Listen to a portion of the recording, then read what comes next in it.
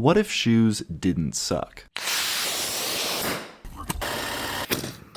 It's been 2,025 years now since shoes have been invented, and they haven't gotten any better. Why am I still forced to provide my own propulsion when I want to walk somewhere? Why am I still rocking the Egyptian 500s with my dogs hanging out for all to see, especially for free? That's why today I'm going to improve shoe design by strapping some wheels and rockets to my feet and making the world's fastest shoes. I started by grabbing a pair of the Enemy to base my design upon. These are relatively new and are falling apart already. Now I'm not going to say what brand because that would be unprofessional, but suffice to say, I am disappointed. Anyway, the idea here is to use a skateboard truck for the front wheels and a single wheel in the rear with rocket motors strapped to the back. The skateboard truck allows me to turn using my enormous body mass instead of designing actual steering, and the three-wheel design allows me the moral high ground in the inevitable argument that someone calls this a roller skate. Now before I start making the actual design, I wanted to see how fast a rocket engine would push just the shoe. I mounted the trucks onto a 2x4 and accidentally made the world's worst skateboard.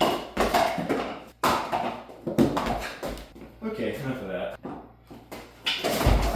I've never played with rocket engines before, and after reading the instructions on how to set one off, I've come to two conclusions. 1. Rocket scientists are freaks and make you violate the rocket by putting a plug in the rear of the engine. And 2. People have been practicing rocket science in the bedroom for years without knowing. I taped the rocket to my homemade skateboard, apologized to it, and then made my magical rocket activator by taping a 9-volt battery to a stick. In 3, 2, 1...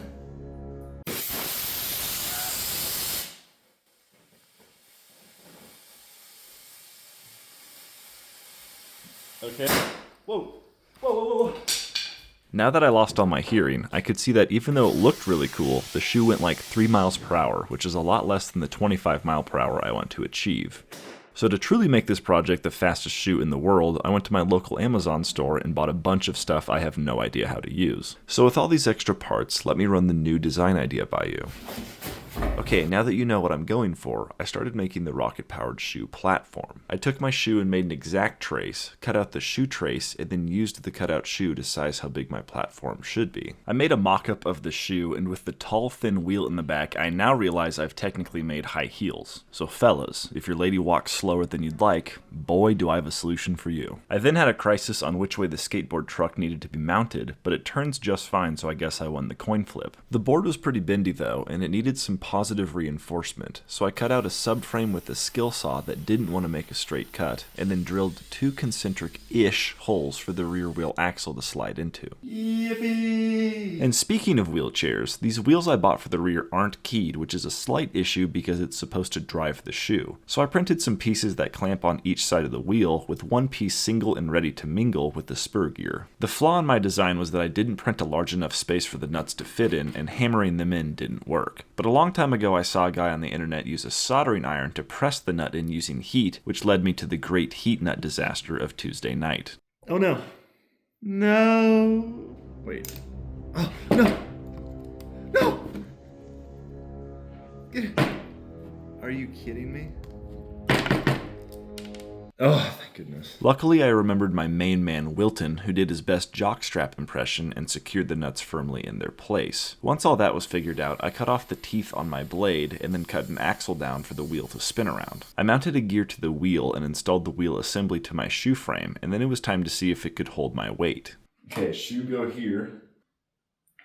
It was kinda hard to balance on, but it did roll easily, and I was able to turn using just my body weight, and I was just as surprised as you are that my design was working as intended. Let's go! The next step was figuring out how to get my motor to tickle the gear in such a way that it would try to move away from the motor. I decided the best way to do this was to make a small gear that would mount on the motor and turn the wheel. Unfortunately, it seems the motor was shipped to me with a piece of metal shaving they found on the floor that's supposed to be used as a key. So I ground a flat on the shaft using my brand new bench grinder, and now that it's in the video for more than 2 seconds, I can write it off as a business expense. But before I can power the motor, there's a small problem. 3 small problems, to be exact. These bullet connectors the blue thing has are too small of a caliber to fit with the motor connectors. The remedy for this issue calls for a bit of molten lead. I've never soldered these bullet connectors before, but it seems like the meta is to slop enough solder in the end of the connector that the resulting fumes are enough to kill a small Ethiopian child. And once that's all done, I still couldn't power my motor because I was missing an important little thing called an electron purse, otherwise known as a battery. A little known fact about batteries, they like to kiss. And when they smooch using this connector, they become even more powerful, in this case doubling their voltage, which is necessary for the motor. I set everything up for my first test with the motor, and even though I got a servo to work, the motor just wouldn't move. If anyone watching is well versed in remote control stuff, please don't watch this part. At first I thought I just had the motor wires mixed up, so I tried to go through every permutation possible.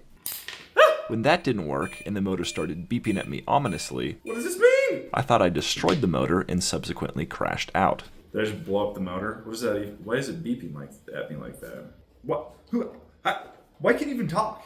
Do you have a speaker in you? What is going on? Turns out that blue thing, which is an electronic speed controller, uses the motor to create beep codes to tell me exactly what's going on. In my case, I needed to set the throttle position correctly on my controller before the motor would start moving, which led to this. I'm in a terrifying situation right now.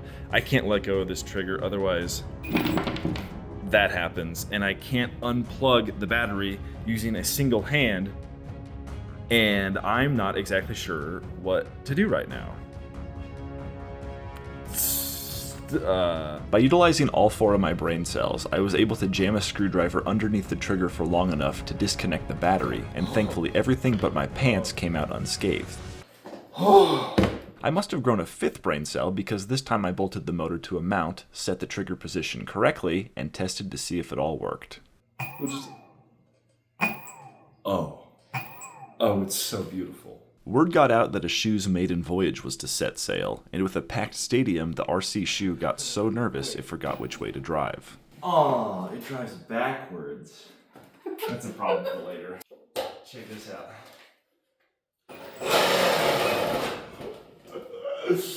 I may have chosen too thin of a rear wheel because this thing is a strip-laying machine. Oh, smells like someone's in a wheelchair doing burnout.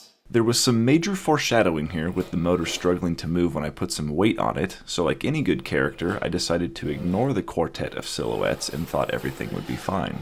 I began making the other shoe, which gently reminded me the gym is only 10 minutes down the road, and opted for a more streamlined design because the first shoe is shaped more like a box a shoe comes in rather than a shoe itself. I got both shoes to work in tandem, and then it was time to see if they had enough power to move me. Forward!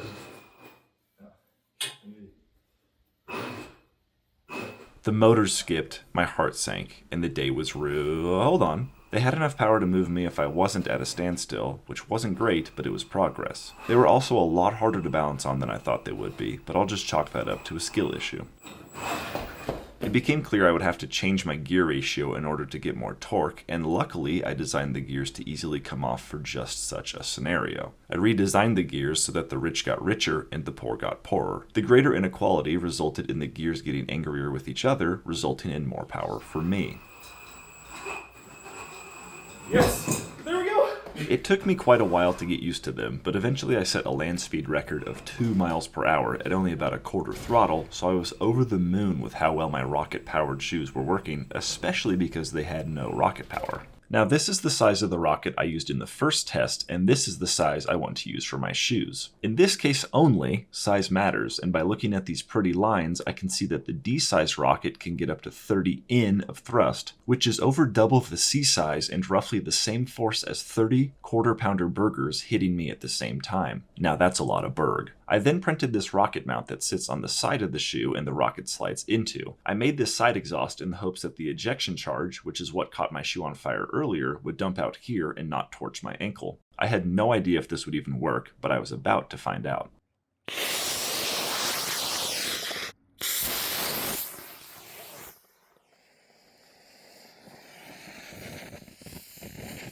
Wait for it. Whoa!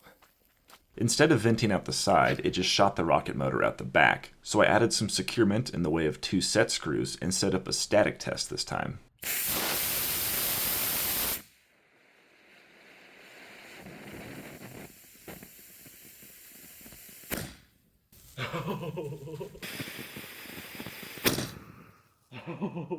Maybe I'm caveman, but I thought the way the flame dumped out was incredibly cool, and the best part is that nothing melted. Now the challenge was to be able to remotely activate the rocket, and I thought the best way was to use a servo with a 9-volt battery that would swing the rocket wires into the battery upon activation. My printer oozed in a temperature-restrictive and mathematically Cartesianal way, which resulted in these firing assembly pieces. Now here's how it all works. The electric box is the downstairs neighbor to the swivelly thing, which has an arm connected to some wires that like touching the battery. The wires extend to where the rocket will be wired in, and the rocket mounts in. Let's pretend this red LED is the rocket motor, and when I press the right button on the controller, I just lost my index finger. And with the firing assembly working correctly, the final step was to professionally install the shoe on the shoe, and it's about this time I realized, I don't have any brakes.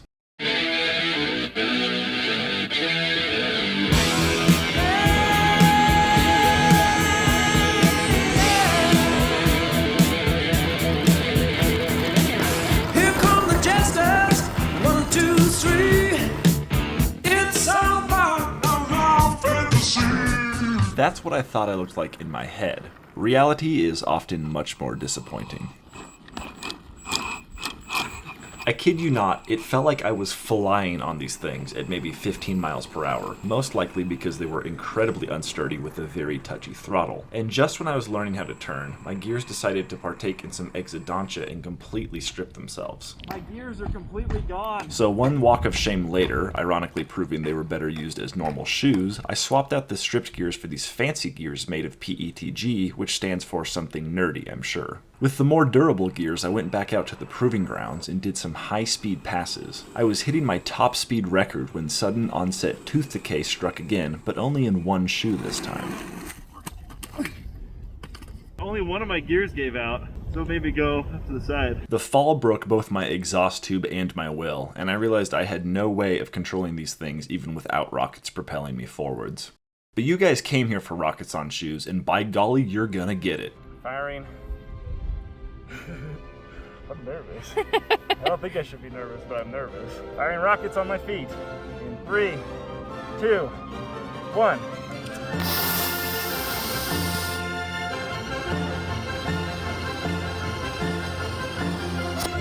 And from golly, now you have it. I really thought 60 quarter-pound burgers would have pushed me a lot more, but at least it looked cool. I wanted to see the top speed of the shoes unloaded, but these stupid things kept flipping over and crashing, even after I zip-tied a camera tripod between them to keep them straight. I had a couple more rockets, so I loaded them up just to see how far they'd carry the shoes by themselves. And I can't think of a more poetic way to end this video than on the shoe being a dud. Except maybe to tell you I've made a channel membership you can join for 99 cents a month to get a pretty little icon next to your comments and access to a private Discord server where we're literally gossiping about you right now, Jeremy.